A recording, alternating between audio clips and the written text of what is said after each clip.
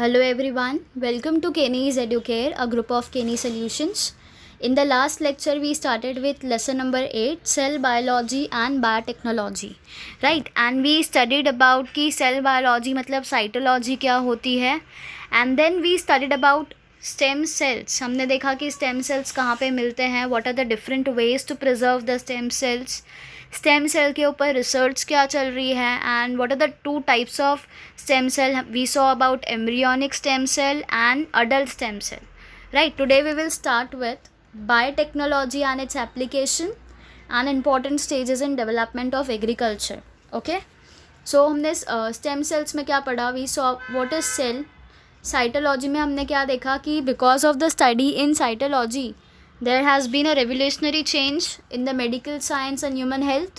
right, then हमने सिर्फ इतना ही देखा. एंड सेल बायोलॉजी को या साइटोलॉजी को आप डिफाइन कैसे करोगे?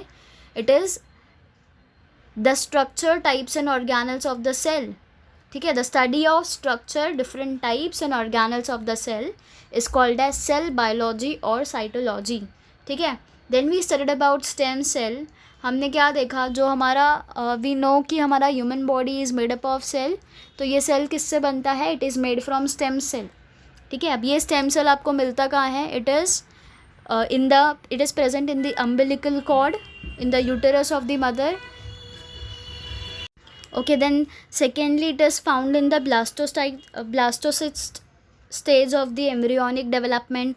देन वी सॉ कि अडल्ट में ये रेड बोन मैरो में मिल सकता है. Then it can also be found in the adipose connective tissue of adult and in the blood. So this are the 5 sources जहाँ से हमें स्टेम सेल मिल सकता है. नाउ अभी आप स्टेम सेल को प्रिजर्व कैसे करोगे? एंड दिस स्टेम सेल्स, अब इसको प्रिजर्व करने की ज़रूरत क्या है? Because it can be used for regenerative therapy and for organ transplantation process. We studied this in last lecture, right. तो इसलिए स्टेम सेल का प्रिजर्वेशन इज़ नेसेसरी. तो इसको हम एक लिक्विड नाइट्रोजन के अंदर स्टोर करेंगे at a temperature of -135 degree Celsius to -190 degree Celsius. Okay, then हमने देखा स्टेम सेल पे रिसर्च क्या चल रही है.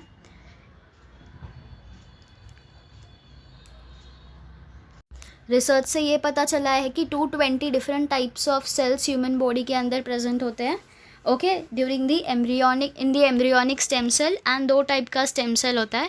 पहला is embryonic stem cell and दूसरा इज़ अडल्ट स्टेम सेल. ठीक है, एंड ये भी पता किया गया कि 14th डे ऑफ कंसेप्शन, मतलब जब 14th डे होता है प्रेगनेंसी का, उस टाइम पे अगर मदर के यूटेरस से स्टेम सेल को निकाल के इफ़ पेट्री प्लेट पे असेप्टिक कंडीशन पे ग्रो किया गया, ठीक है, तो क्या होगा? इन लेटर वीक्स और मंथ्स क्या होगा? ये जो स्टेम सेल होगा it will develop into an organ in the petri dish itself. Okay, then हमने देखा था adult stem cell. Adult stem cell कहाँ मिलता है? It is found in 3 places from red bone marrow, adipose connective tissue and blood. ठीक है, and stem cell जो है इमिडिएटली आफ्टर बर्थ, जो अम्बिलिकल कॉर्ड पे ब्लड लगा हुआ होता है, उस ब्लड के अंदर भी स्टेम सेल प्रेजेंट होता है. Then we saw the uses of stem cell. पहला था रीजनरेटिव थेरेपी एंड दूसरा था ऑर्गन ट्रांसप्लांटेशन. रीजनरेटिव थेरेपी में we can use it for cell therapy. जैसे कि बहुत सारे ऐसे इंडिविजुअल हैं जिनको इन फ्यूचर उनको डायबिटीज़ हो सकता है, पार्किंसंस डिजीज़ होता है, myocardial infarction, Alzheimer's disease. This are various disease which occurs in human beings. तो उनको क्योर करने के लिए एंड उनके बॉडी का जो डेड सेल्स है उनको रिप्लेस करने के लिए this stem cells can be used. Then it can be used in conditions like anaemia, thalassaemia, leukaemia. This are 2 types of cancers which occurs in human beings. तो तभी भी हम स्टेम सेल्स को यूज़ कर सकते हैं to replace. Okay, then it is used for organ transplantation processes also. ठीक है, today we will be learning about organ transplantation and then we will study about biotechnology. Okay, biotechnology and its application. Now organ transplantation मतलब we all are aware of कि different organs जो है उनको transplant किया जाता है एक individual से दूसरे individual के अंदर. इसको ही हम क्या बोलते हैं? organ transplantation. Okay, see stem cell से हमें ये सारे brain मिल गया, neurons हो गया, एंटेरोसाइट सेल से इंटेस्टाइन बनता है, हिपेटोसाइट सेल से लीवर सेल्स बनते हैं, कार्डियक सेल से हार्ट बनता है. So this are various types of cells जिससे अलग अलग ऑर्गन्स फॉर्म होते हैं. Okay, so see various organs in the human body either become less efficient और completely functionless due to various reasons like aging, accidents, infection, disorders, etc. Like हमें पता है कि बहुत बार ऐसा इंसिडेंट हो जाता है या किसी का एक्सीडेंट हो जाता है, उनका बॉडी का जो ऑर्गन है दे स्टॉप फंक्शनिंग. तो उस टाइम क्या किया जा सकता है और क्या डॉक्टर्स उस टाइम क्या सजेस्ट करते हैं? दे सजेस्ट ऑर्गन ट्रांसप्लांटेशन प्रोसेस.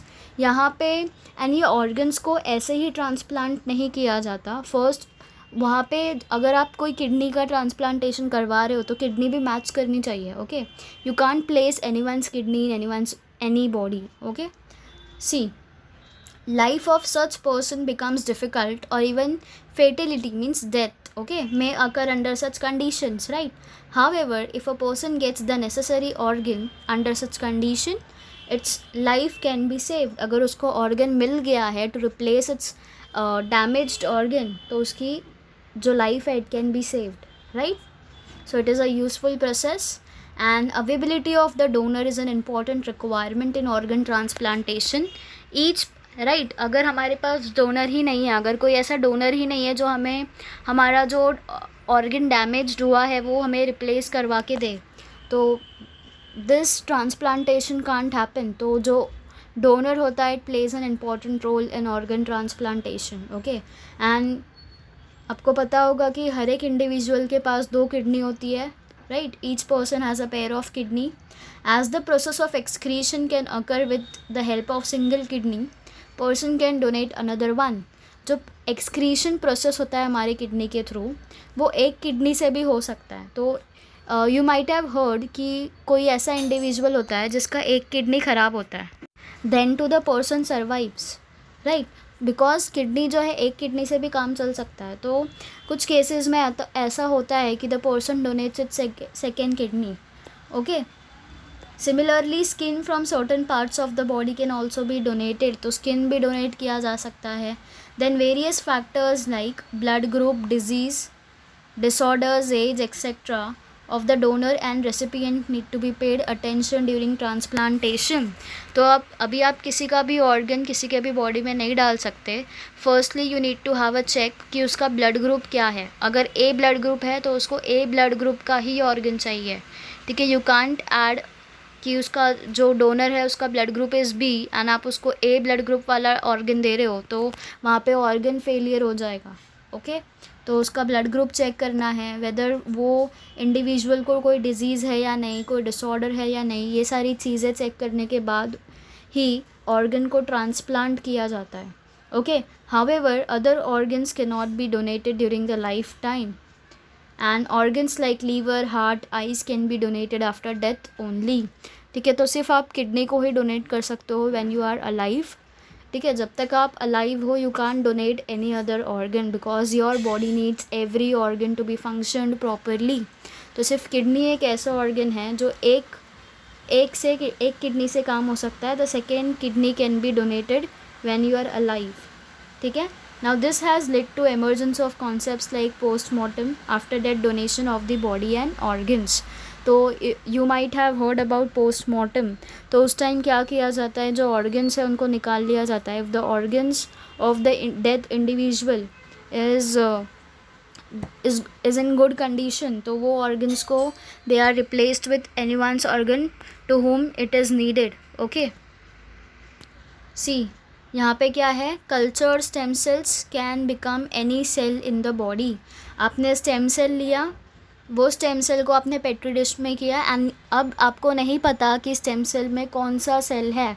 तो सपोज़ आपने 4-5 सेल डाला हुआ है पेट्री डिश में टू ग्रो, तो वहाँ पे अलग अलग टाइप के सेल्स आएंगे. कुछ होंगे नर्व सेल्स जो न्यूरॉन्स बनाएंगे आगे जाके, ब्लड सेल्स होंगे, लीवर सेल्स होंगे, ठीक है, देन मसल सेल्स होंगे जो मसल्स बनाएंगे, लीवर सेल्स लीवर बनाएंगे. So there are different types of cell which come into existence. तो जब आप प्लेटिंग करोगे स्टेम सेल की तो उस वक्त आपको पता नहीं है कि कौन सा ऑर्गन आगे डेवलप करेगा. Okay,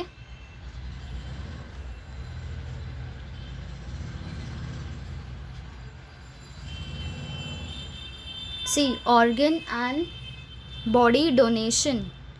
See, human bodies are disposed of after death as per traditional customs. है ना, हमारी बॉडी को क्या किया जाता है, सब अपने अपने ट्रेडिशन के अकॉर्डिंग बॉडी को डिस्पोज ऑफ कर देते हैं after death. However, due to progress in science, it has been realized that many organs remain functional for certain period even after death occurs under specific condition. अब because of the research and the development in science field, क्या पता किया गया है कि death के बाद भी कुछ ऑर्गन्स जो है दे फंक्शन प्रॉपरली. एंड अगर उतने टाइम में ऑर्गन्स को बॉडी से निकाल लिया गया तो we can use it for donating purpose और फॉर ट्रांसप्लांटिंग इट. ठीक है. So concepts like organ donation and body donation have emerged recently after realization that such organs can be used to save the life of other needful person. ठीक है. तो यहाँ पे कुछ conditions में ऐसा होता है कि पेशेंट पहले ही डॉक्टर को बोल देते हैं कि after my death donate my organs to some needy people, या घर वाले बोल देते हैं, या अगर नहीं बोला जाता है तो पोस्टमार्टम के टाइम पे इट इज़ डन. ओके. तो why it has happened, it is because of the development in the scientific field.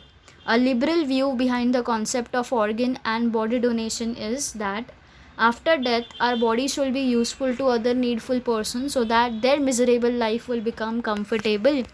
अगर कोई देख नहीं सकता, now see, a person is dead, now he cannot use his eyes even it is okay, right. अगर उसका eyes काम कर रहा है इवन आफ्टर डेथ तो भी वो उसके लिए यूजलेस है. तो if we can make it useful to some other person जिसकी लाइफ इज़ ऑलरेडी मिसरेबल, तो the person can give something after his death, right. तो यही पर्पस है इसके पीछे कि अगर किसी की लाइफ ख़राब है, he can not see the world, तो if you can give a eye to your eye to see the world, isn't it good, right? So it can be done. Then awareness about this concepts is increasing in our country and people are voluntarily donating their bodies. ठीक है. अभी awareness हमारे country के अंदर increase हो गई है. People are aware कि हम ऑर्गन्स को डोनेट कर सकते हैं and many people are doing it by themselves. ठीक है. Life of many people can be saved by organ and body donation, right. So blinds can regain their vision. जो देख नहीं सकते they will get vision to see the world. Then life of many people can be rendered comfortable by donation of organs like liver, kidney, heart valves, skin. तो अभी ऐसे बहुत सारे लोग हैं जिनका लीवर ख़राब हो रहा है, किडनी ख़राब हो रही है, बिकॉज ऑफ विच उनका जो पूरा बॉडी है वो फंक्शन नहीं कर पा रहा. बिकॉज अगर एक ऑर्गन हमारे बॉडी में अच्छे से काम नहीं करता तो पूरा बॉडी अफेक्टेड होता है. बिकॉज हमारा जो भी ऑर्गन है वो एक दूसरे से कनेक्टेड है. दे आर लाइक, अभी आप समझो, अभी how heart is performing its function, पूरे बॉडी का ब्लड हार्ट के पास जाता है, then it is sending for filtration process, impure blood, pure blood, पूरा प्रोसेस होता है, राइट. तो सब ऑर्गन एक दूसरे से कनेक्टेड है. तो अगर एक भी organ is not functioning well तो सारे ऑर्गन्स को कुछ ना कुछ प्रॉब्लम फेस करना पड़ता है. तो if any one is donating their organ तो ये सारा problem in the individual is solved. Okay. Similarly, body can be made available for research in the medical studies. अभी आप सोच रहे होंगे कि बॉडी डोनेट करके क्या मिलेगा. तो बॉडी जो अगर साइंस जो साइंटिफिक फील्ड होता है वहाँ पे ह्यूमन बॉडी पे स्टडी की जाती है, तो the person can also donate his body for that scientific study. And many government and social organizations are working toward increasing the awareness about body donation. Because अभी तक जो भी स्टडी की जाती है इट इज़ डन ऑन माइस और some other animals. ठीक है. तो अभी जो है government organisation and many organisation are working towards body donation awareness. ठीक है. I hope you are clear with organ transplantation, organ and body donation क्या होता है. ठीक है. See, always remember, organ donation and transplantation is under the control of Transplantation Human Organs Act 1994 and subsequent amendments of 2009, 2011 and 2014, so that overall process will be transparent and any person will not be cheated. Because यहाँ पे क्या होता है, humans charge a high rate on every organ. तो there are various acts which are given by government and अगर कभी किसी को ऐसे पकड़ लिया कि वो organs को बेच रहा है, the doctor is taking out the organ and he is not informing his family, तो वहाँ पे केसेस किए जा सकते हैं डॉक्टर्स के ऊपर. There are various acts which are given by government. Okay, so these are the various organs which can be donated: lungs, heart, liver, kidney, pancreas, small intestine, even the eyes. Okay, now let's start with biotechnology. अब biotechnology क्या होता है? How will you define biotechnology? The technique of bringing about improvement in living organism by genetic modification and hybridization for the welfare of human being is called as biotechnology. इसका मतलब क्या है? Living organisms के life के अंदर improvement लाना. कैसे method से? Genetic modification. Let me explain you. आपको जेनेटिक मॉडिफिकेशन क्या होता है? This is a DNA of one individual, ठीक है, and this is a DNA of another individual. Suppose it is A and it is B. Suppose ये काव है, ठीक है, ये A काव है, इंडियन काव है समझो, एंड ये अमेरिकन काव है, ठीक है, जर्सी काव. ना अब ये जो इंडियन काव है इसकी मिल्क देने की कैपेसिटी सिर्फ 4 लीटर है, एंड ये जो अमेरिकन काव है ये 10 लीटर ऑफ मिल्क दे सकती है. ना वाई इज़ इट सो? इनका मिल्क देने की कैपेसिटी अब हम इंक्रीज़ कैसे कर सकते हैं? तो this is made possible by the field of biotechnology. Now you must be hindering कि हाउ इट इज़ पॉसिबल, कैसे पॉसिबल है ये?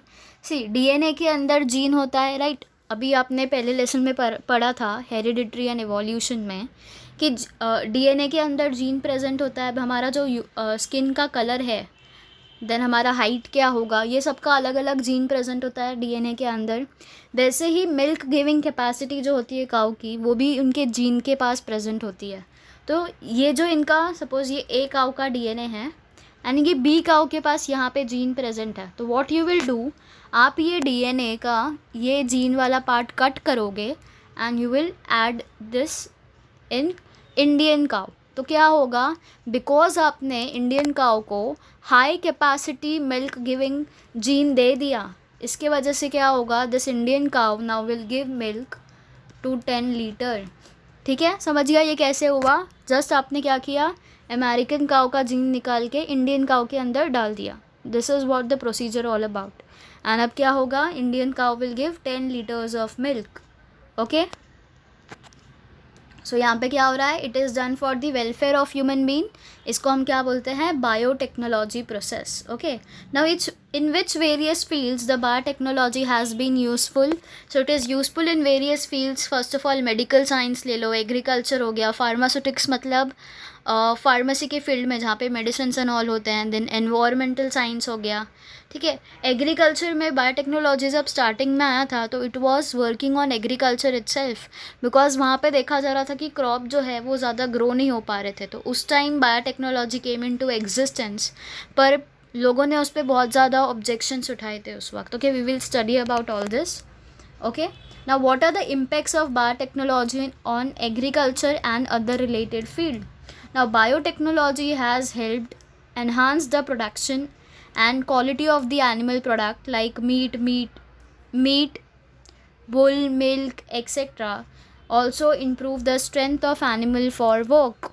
ठीक है, तो अभी जैसे हमने काऊ का एग्जाम्पल देखा, वैसे ही वो बायोटेक्नोलॉजी के वजह से क्या हो रहा है? मिल्क का जो क्वांटिटी है एंड जो क्वालिटी है वो इम्प्रूव हो जाता है. ओके, नाउ सी, बायोटेक्नोलॉजी में we have studied in the earlier class that biotechnology is bringing about artificial genetic change. अब आर्टिफिशियल क्यों बोला गया है? बिकॉज नेचुरली तो उसके पास जीन प्रेजेंट नहीं है उसके DNA के अंदर, हम उसको दूसरी काऊ से निकाल के उसके अंदर डाल रहे हैं, तो it is an artificial process, right. तो artificial genetic change and hybridisation in organisms for human welfare, right. Now various branches of science like cytology मतलब सेल बायोलॉजी, सेल पे स्टडी करना.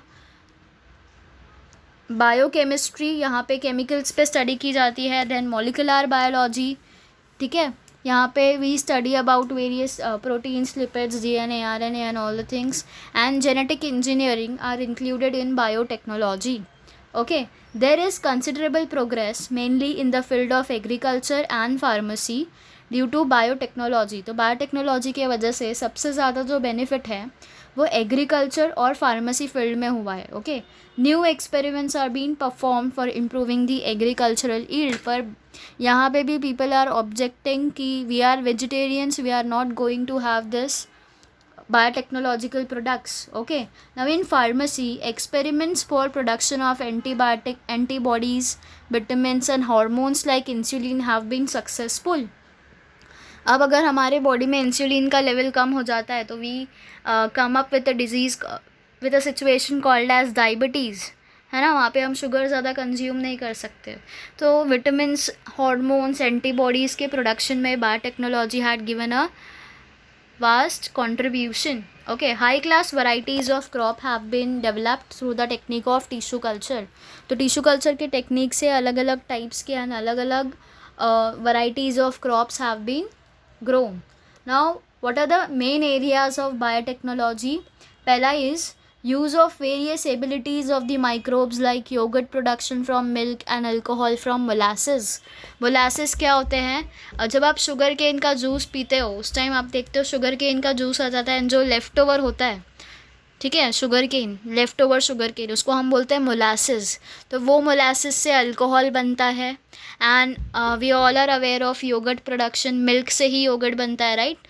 तो ये सारे टेक्निक्स कहाँ से आए हैं? It is because of microbes, right. And microbes को किसने स्टडी किया? It has been study in biotechnology and microbiology field itself, right. Then use of productivity of the cell, example production of antibiotics and vaccines with the help of specific cells. अभी आप Covid के situation में if you are seeing the news, आप देख रहे होगे कि biotechnology के जो साइंटिस्ट हैं they are studying on this virus and वो पता कर रहे हैं कि हमारा ऐसा कौन सा सेल है which can fight against this, and उसके हिसाब से they are making antibiotics, vaccines, right. Then use of biomolecules like DNA and proteins in human welfare. DNA and proteins को हम जेनेटिक मॉडिफाई कर रहे हैं, एक के DNA में से जीन निकाल के दूसरे के अंडर अल्टर कर रहे हैं आर्टिफिशियल मेथड से, right. So this are the biomolecule which are helping in human welfare. Then development of plants, animals and product of desired quality by gene manipulation. Gene manipulation is the same process. This is the, ये gene आपको निकालना है ए animal से और आप उसको डाल रहे हो यहाँ पे बी एनिमल में. इसको हम क्या बोलते हैं? Gene manipulation. आपने मैनिपुलेट किया जीन को. Then production of human growth hormone with the help of genetically modified bacteria. अब कुछ लोग ऐसे होते हैं जिनकी हाइट ज़्यादा इंक्रीज़ नहीं होती है, तो biotechnology has come up with genetically modified bacteria जो वो इंजेक्ट करेंगे, जिसके वजह से ह्यूमन ग्रोथ हार्मोन हमारे बॉडी के अंदर प्रोड्यूस होगा and then the height can increase. Okay. Then use of genetic and non genetic techniques. Non genetic biotechnology involves use of either cell or tissue. ठीक है. एग्जाम्पल टिश्यू कल्चर हो गया. Production of hybrid seed. Hybrid seed मतलब क्या? See, suppose ये एक seed है A and ये बी है, बी सीड. अब आप क्या करोगे? इस सीड का आधा जीन्स लोगे, इस सीड का आधा जीन्स लोगे and you will come up with a new seed. ठीक है, जिसके पास ए जीन के भी क्वालिटीज़ होंगे एंड बी सीड के भी क्वालिटीज़ होंगे and it will be a newly formed seeds. Okay. इसको ही हम क्या बोलते हैं? Production of hybrid seeds. Okay. Then what are the benefits of biotechnology? Now it has become possible to increase the per hectare yield irrespective of the limitation of the crop plant area. It means what? Suppose आपके पास इतना crop area है to grow certain plant or a crop. तो यहाँ पे अब आपको पता है कि सिर्फ मैं मेरे पास सपोज 25 हेक्टर का लैंड है एंड यहाँ पे सिर्फ मैं 25 kg ऑफ राइस ग्रो कर सकता हूँ. Okay, in this much area. पर बायोटेक्नोलॉजी फील्ड में अगर आप इस पे 25 kg पहले ग्रो कर रहे थे, now because of biotechnology and if you are using the processes of biotechnology in agriculture, तो ये 25 kg से this can become 40 to 45 kg irrespective of the land. 25 hectare पे 40 से 45 kg of the rice will grow and it will be of good and better quality than previous. Okay. Then expenses on disease control have minimized since development of resistant varieties. Resistant varieties means अभी हम vaccine क्यों ले रहे हैं? Because we will become immune to COVID and our body will have resistance to COVID. इसका मतलब समझो आपके बॉडी के अंदर कोविड वायरस आया, अब आपने वैक्सीन ली है जो रेजिस्टेंट है, ठीक है, you have taken a resistant vaccine, तो आपके बॉडी के अंदर ये वायरस का कोई इफ़ेक्ट ही नहीं होगा, ठीक है. तो because we have come up with resistant varieties, ऐसे कुछ क्रॉप्स भी ग्रो किए गए हैं. जैसे अभी समझो दिस इज़ अ क्रॉप, ठीक है, ये क्रॉप है, पूरा ये एरिया में क्रॉप है. अब इसके ऊपर बहुत सारे पेस्ट आ रहे हैं, इंसेक्ट्स आ रहे हैं which are destroying the crop. तो अब आप ऐसा प्लांट ग्रो करोगे, इस प्लांट के अंदर आप ऐसा जीन डाल दोगे which will be resistant to the plant. मतलब अगर अभी कोई भी इंसेक्ट आया और उसने ये प्लांट को खाया तो व्हाट विल हैपन, वो इंसेक्ट मर जाएगा बट प्लांट को कुछ नहीं होगा. तो it is a resistant varieties. तो इस वजह से क्या हो रहा है, बहुत सारे डिजीज़ेस जो प्लांट्स के अंदर होते थे या हम ह्यूमन्स में होते थे, it has been controlled. Okay. Then due to development of fast fruit setting varieties, yield per annum has been increased. Now since the population has been gradually increasing, तो अभी हम लैंड तो इंक्रीज़ नहीं कर सकते, तो we have to come up with new solutions ताकि production increase किए जा सके. And it is been done through the field of biotechnology. Okay. तो यहाँ पे एक वैरायटी है जिसको हम बोलते हैं फास्ट फ्रूट सेटिंग वैराइटीज़. इससे जो फ्रूट का प्रोडक्शन है it will increase. Okay. If annually वो लैंड पे सपोज़ एनुअली वो लैंड पे 100 kg ऑफ फ्रूट ग्रो कर रहा था, नाउ बिकॉज ऑफ बायोटेक्नोलॉजी अब उस पर 200 kg of fruit will grow, ठीक है. So much of changes with biotechnology. Then development of stress resistant varieties which can withstand variable temperature, water stress, changing fertility of the soil etc. has become possible. अब हमें पता है बहुत सारा pollution हो रहा है जिसकी वजह से global warming हो रहा है which has effect on plants also, ठीक है. वाटर पोल्यूशन हो रहा है, सॉइल इरोजन हो रहा है, तो ये सारी चीज़ों से हमें प्लांट को प्रिवेंट करना पड़ेगा. तो biotechnology already have those techniques जिससे हम प्लांट्स को प्रिवेंट कर सकते हैं, ठीक है. जब ये समझो बहुत ज़्यादा टेम्परेचर हो रहा है and plants can not grow at that temperature, 40 degree temperature है एंड वो प्लांट्स जो है वो 25 पे ग्रो करते हैं, तो वहाँ पे they will have a stress resistant varieties. उसके अंदर वो स्ट्रेस रेजिस्टेंट फैक्टर्स डाल देंगे जिसके वजह से वो प्लांट हाई टेम्परेचर भी टॉलरेट कर जाएगा, ठीक है, and it will grow. So these are the benefits of biotechnology in using in various agricultural methods and in pharmaceutical industries. Okay, now what are the developments of biotechnology in India? The government of India has established National Biotechnology Board in 1982. तो biotechnology कोई new concept नहीं है, ये 1982 से है, but people were just ignoring and were rejecting all the techniques which were occurring in biotechnology. Okay, this board was transformed into Department of Biotechnology under the Ministry of Science and Technology in 1986, and various institutes in India are working under the control of this Department of Biotechnology.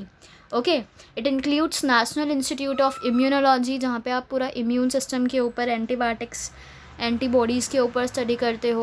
Then tissue culture, national facility for animal tissue and cell culture.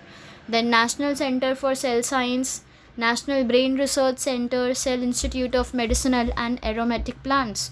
So this are various institutes which are studying on different fields. Okay, now there are facilities of higher education and research in these institutes, from where thousands of students have pursued PhD degree and are contributing to the progress of country in the field of biotechnology. Now these studies have become like पहले सबको doctor बनना था, but I think so now people are going behind biotechnology field after this covid situation, because they have seen कि अब country को बहुत ज़्यादा ज़रूरत है of new techniques, right. So यहाँ पे अगर आप पहले बैचलर्स करो, मतलब आप ग्रेजुएट हो बायोटेक्नोलॉजी में, then you will do your masters, मतलब पोस्ट ग्रेजुएशन हुआ तो it will take 5 years post graduation करने में, एंड देन पीएचडी में आपको एक स्पेसिफिक खुद का रिसर्च करना होता है, and then you are told कि you have done a PhD. And आपको अगर पता होगा, if you do a PhD degree, आपके नेम के आगे डॉक्टर मेंशन होता है.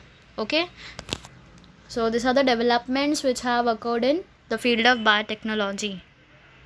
So I hope you are clear with today's topics. In the next lecture, we will start with commercial production of biotechnology, which will include BT cotton, BT brinjal, and various BT crops. Okay, then BT rice, golden rice. Okay, so I hope you are clear with all the topics which I have covered today. Thank you, everyone.